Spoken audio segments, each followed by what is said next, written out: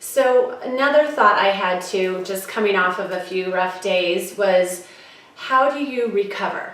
So you've had some sort of drama or trauma, hospitalization, major meltdowns, issues at school, issues at home, whatever episode, acute episode that you're dealing with. How do you recover afterward? So I honestly found myself after a few days ago when we had some major aggression, at the end of it all, definitely I cried, which I don't do very much, but that was a big release, just because it's very upsetting to see your child get worked up to such a level, and it's upsetting that this is going on in your family home. Kate was here witnessing it all, my younger daughter, and then I definitely took some deep breaths and just was alone. We've talked about breath on and on and on today, but it's free and it does make a huge difference. And then Kate and I put on a comedy after Ryan went to bed. And so that was our little escape, bonding together. We survived this. And then the next morning I still kind of felt that yucky feeling. So it just made me think, I kind of need like a recovery strategy. So I'd love to hear what each of you have to say. And maybe it's more of the same of what we talked about today, but I would love to hear, there's proactive, reactive, and then the recovery. So before we go there, it makes me think, like you said, so much of what we're talking about is creating a platform for yourself to be successful, because it's really hard. Some days are really hard for all of us, and it's just our life. We didn't sign up for it, but it's what we got, and to be grateful is one piece of it. To one of the pieces that I notice when I talk to people is they read an article about sleep, right? We all know we need to get a certain amount of sleep, right? And so what happens is we've got this in our mind. Our kids need a certain amount of sleep. We need a certain amount of sleep. Otherwise, it all comes apart. Right. Now that's coffee the next day. Right. So what ends up happening is this is all about expectations again. When we make a decision that we need 8 hours sleep, and we get 6 hours because one of our kids was up, or we get 4 hours because one of our kids was up, we wake up the next morning already ready to be stressed, because we've got in our minds that if we don't sleep 8 hours, we're going to be tired. It's going to go bad. So we create. So this comes back to your thinking about your circumstances. So in the moment, so let's say you had a bad night, right? You recovered, you laughed, you got through the episode. One of the thoughts that all of us think is, this is never going to end.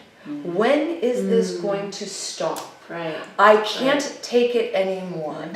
And whether my clients come to me with a work situation or a life situation, the language in your head is, I can't take it anymore, creates stress. It's instant stress for you, because then you believe what your thought is. Absolutely. And you can't take it anymore. Well, actually you can't. But if you begin to give yourself in the moment some language. It used to be a joke in my family, because I asked them, this is what I'm going to say to myself when I get super stressed. I'm going to say, it's not going to last forever. It's not going to last even till tomorrow, because tomorrow's going to be a new day. It's going to be different. And if I forget, you guys remind me. This is all we're going to say in the house from now on. And so we began strategies how to change what we're thinking in the moment. But the next morning, we feel sad because my story was always, I was such a crappy parent. And I know that feeling. I call it a mom hangover. Even Megan says, it's okay. On her good days, she'll say, you're doing a great job. And I think, you know what? If we can self-soothe ourselves in the moment and after, knowing that that's all we got. right? And so we begin to develop these tools ourselves. And I had my family to be able to remind me because I would forget. But I did years of sticky notes Right. Oh, Yes. that I would remind myself, Yes. it's okay, Right. it's not lasting forever. Right. So anyway, So I good. thought, Well, I love what you were saying about the thoughts in our own head, because I'm super aligned with that, because our thoughts create our own reality. And so when you actually do recognize, like I said earlier, when you're writing down, you're doing your brain dump, all those like languages that you're using, the nevers and the shouldas and the couldas and all that, language of lack and scarcity, when you reframe that and you have a mantra, my personal mantra is everything is always working out for me, even when it's not. So I recognize in that moment, and it may sound, again, some of the stuff that we're saying sounds like superfluous, like woo-woo, super, like that doesn't really work, but I think we're all in a testament to that it does work. So it might just be something simple, but I used to do the same thing. So maybe you're at that stage where you need a reminder of a sticky note, and I put one on my mirror. It could just be like, I love myself, because it's always reflecting back. When you're loving yourself, you're at such more peace to be able to handle the situations better, and be mindful that we are mirrors for our kids, right? So they're gonna reverberate back a lot of that. Not always, but when we get stressed. So definitely amps it up, so you can use these practices, meditation, gratitude journals, power of the positive affirmation, mantras. They're all really wonderful tools, because whatever we believe to be true, we're going to create that for ourselves. That will become our reality. So just being mindful of what's up here, because then that's going to be your experience out here. So just true. totally aligned with all of that, and I'm So sure. true. Yeah. I absolutely believe that.